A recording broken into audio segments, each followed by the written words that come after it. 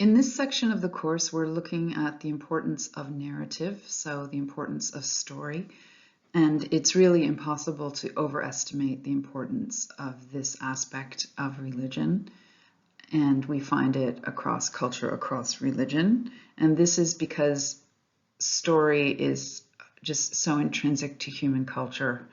And if we think about it, in our culture, we're often taught that story is something that influences us as children, and then we become adults and it's not important anymore. And really, that's not correct. We all live within story all the time, and that includes cultural myths of the nation, that includes our family stories. And as Salman Rushdie once said, often how we bring people into our families is through sharing those stories with people. And that indicates our intimacy with them, that we will share those very personal stories. So there are many, many different types of story. Even if we just think of entertainment, we're constantly watching these made-up stories about people. We don't really think about why we do that. We think of it as entertainment. But narrative serves a much more important function than that, although entertainment has always been a very important part of it. And as I noted in the written part of the lecture, this is something that I noticed very early on, that when I told a story about the Buddha, my students could retain the information in a way that studying bullet points, it's much more difficult. So it's very clear that narrative is a very important part of how the human mind takes in information, and increasingly narrative is being used, for instance, in therapy. It's called narrative therapy. And so research is showing more and more that narrative is an intrinsic part of how human beings function and understand the world. So with this image, we're at the beginning, literally, of the Bible. So it's taken from Genesis, and many of you will recognize this image immediately. Again, it's impossible to overestimate the influence of this section of the Bible.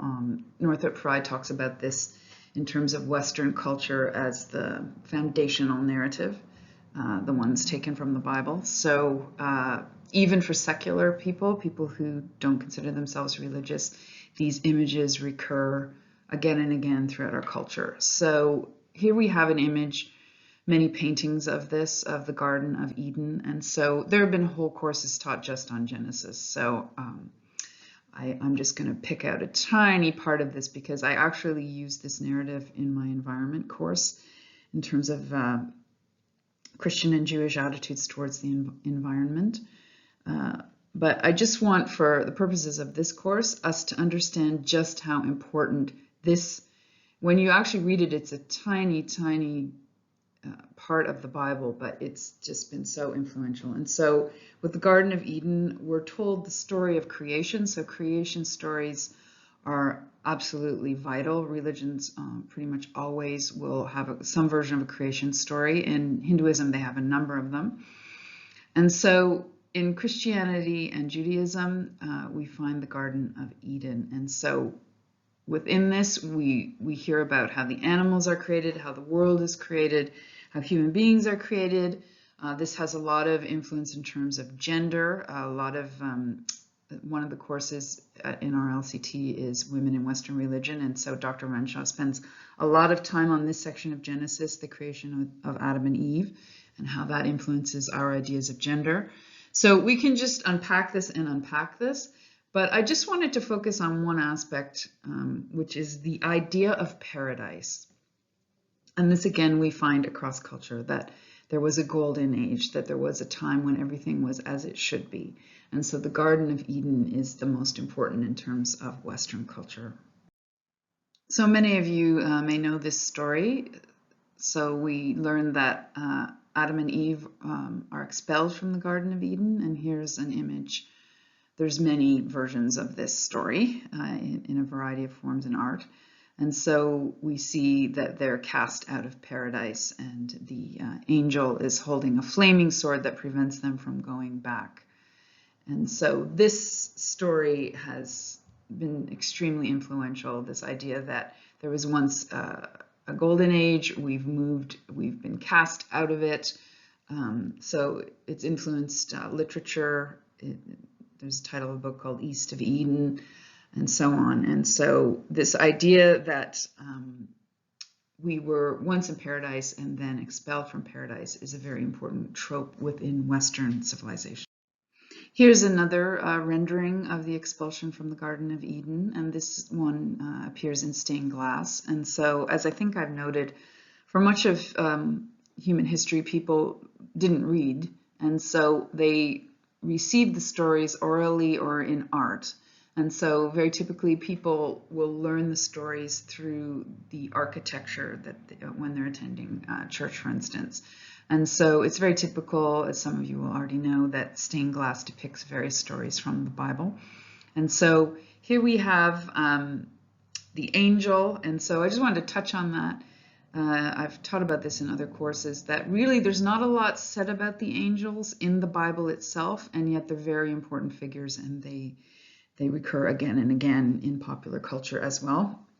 So here we have an angel, and here we have the snake. And so I'm going to be talking a little bit about the snake a little bit later.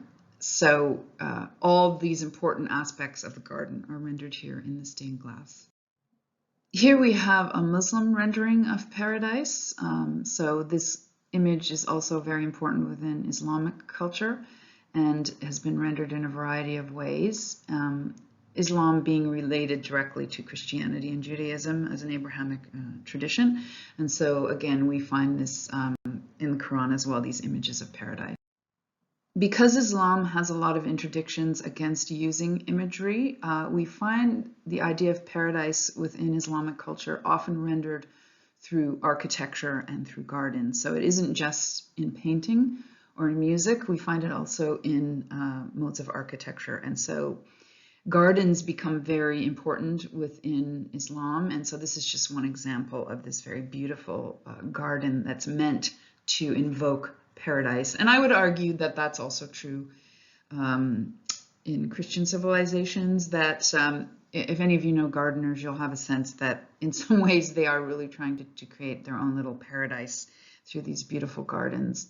And so we see in Islam also water plays a very important role, and it does in Christianity and Judaism as well. These traditions emerged out of desert cultures, so of course water is important to all cultures, but in the desert it becomes absolutely central. I'm using the lyrics from the song Woodstock by Joni Mitchell to explain what I'm getting at here. And so the way that these tropes and images and ideas come into culture, and so this was a very popular song from the early 70s. And so she says, I came upon a child of God, he was walking along the road, and I asked him, where are you going? And this he told me. So she's already signaling right off the top that she's speaking to a child of God. So he replies, I'm going down to Yazgar's farm. I'm going to join in a rock and roll band. I'm going to camp out on the land, and I'm going to set my soul free. So this is speaking to Woodstock. Some of you hopefully will know this event in 1969. This was kind of the ultimate hippie event. And when we look at the ideals of the hippies, it's really often a lot about this return to paradise. So going to go back to the land, a time before industrialization when things were as in paradise. So the chorus says, we are stardust, we are golden, and we've got to get ourselves back to the garden. So here we have, again, that evoking of the Garden of Eden in this song, and the ways in which the ideals of that generation in many ways were echoing this idea of paradise.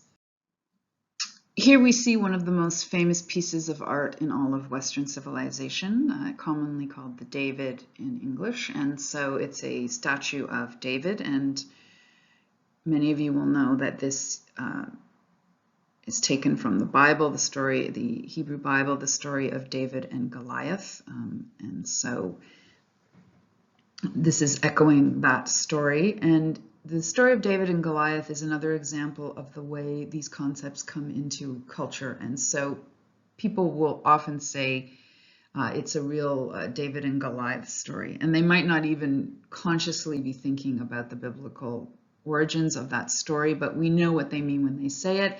It means we're talking about some kind of a struggle where one power is much greater than the other, and yet that weaker power wins out in the end. So with this image, I want to get at the way that symbols condense meaning. And so for many, many people, just seeing this, they'll know immediately what this is about. So just to illustrate it, I'll give you a little story. I was walking down Yonge Street many years ago now, and there was a sex boutique on Yonge Street. No one will be surprised by that in Australia. And the image for the boutique was just a hand holding the apple. So if I was coming from another culture, a non-Christian culture, I would have no idea. I would probably think, is this a produce store? What is this? So, but being within Western civilization, people would know immediately this is alluding to Eve and the handing of the apple. And so this speaks to ideas about gender within Christianity. It speaks to ideas about sexuality. And so immediately pointing to that idea of woman as temptress. And as I said, we have a whole course in our LCT about, about this. But for my purposes here, I just want to show the way that symbols condense meaning, so that someone seeing the snake also immediately knows that evokes the idea of evil and temptation and so on.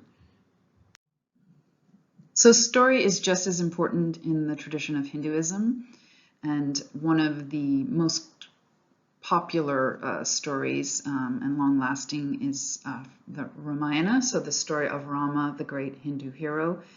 So Rama is understood as being the perfect husband, the perfect king, the perfect son. So he's an image of the ideal man within, I would argue still within Hindu civilization.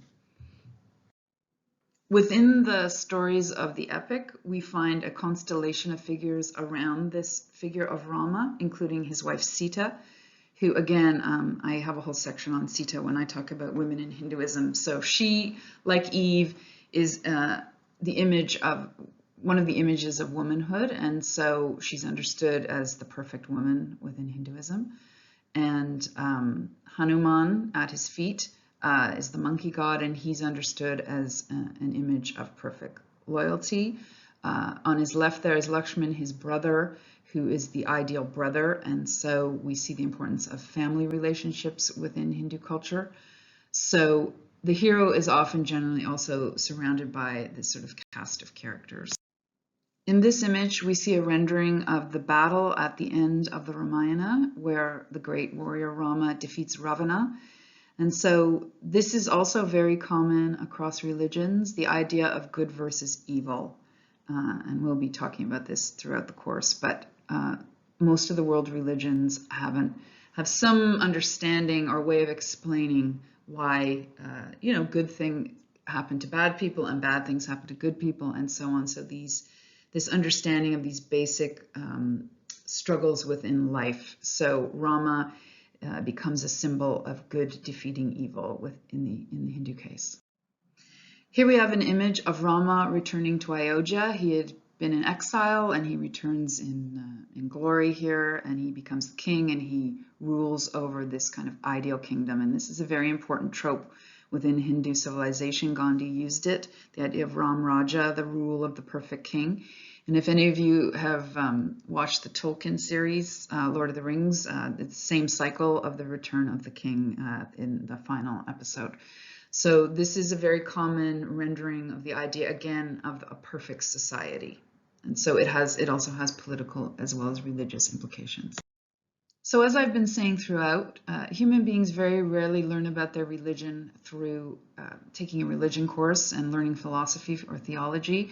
They learn it often through story, and they learn it at a very early age. And so I'm just giving you a picture of these children enacting the story of the Ramayana. And so you can see on the right-hand side, I think she's got her thumb in her mouth. That's Sita. And then on the left, we have Rama, and I love that he's directing his arrows at the camera. He's clearly the brave warrior. So we can see this also in nativity plays that are put on in Christian schools or in Christian settings where they enact the nativity. So literally, you're dressing, you're living the story. So it's not just an intellectual exercise. You're literally living within those stories. I'm going to end this presentation by looking at the story of the Buddha from the Buddhist tradition. And so again, if a Buddhist looked at an image like this, they would immediately know the whole story behind it just by seeing this one image. So this is referred to in Buddhism as the Great Departure. So this is when the Buddha leaves household life and goes on his spiritual quest. And he leaves all his wealth behind. He leaves his former social status behind. So there's a very dramatic part where he cuts off his hair with a sword, signaling his rebirth into this spiritual life. This is an image of the Buddha attaining enlightenment. This is rendered in statues. It's rendered in various forms of art within Buddhist civilization. So again, any Buddhist would know immediately what this is alluding to. And so we see he's under the Bodhi tree, so the idea that he attains enlightenment under the Bodhi tree. And this again echoes back to the idea of pilgrimage. And so the site where the Buddha attained enlightenment is now a popular pilgrimage site for Buddhists from around the world. And the tree that he sat under is believed to still be there. And so people make pilgrimages back to that tree in northern India. I'm going to end with this very beautiful image of the Buddha done in the form of a statue. And again, a Buddhist person would know immediately what this is referring to, what part of the story this is referring to, by particularly by the mudra. So mudras are the way the hands are held, and so he's in the teaching mudra, and I'll explain that in a second. So we can see, if you can't really see the detail on it, but above him are what are called apsaras. They're kind of like angelic beings, they're divine beings that are surrounding him, protecting him. He also has what in English would be referred to as a halo around his head, and I find this interesting. We find this in Sikh art, we find it in Buddhist art and Christian art, this idea of a kind of light around the head of a holy person. We see he's in a meditative posture, which would be typical within Hinduism and Buddhism for meditation.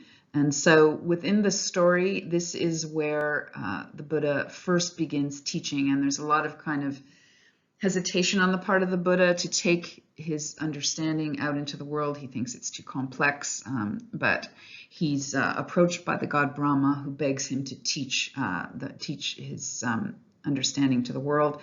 And so the understanding within Buddhism is that out of compassion, he goes into the world to teach.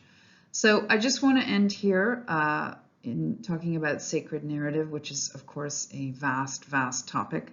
But I wanted to begin to emphasize this idea that religion isn't just a belief or an intellectual idea. It's something that is held within cultures, within these very, very influential stories that continue to be of vital importance.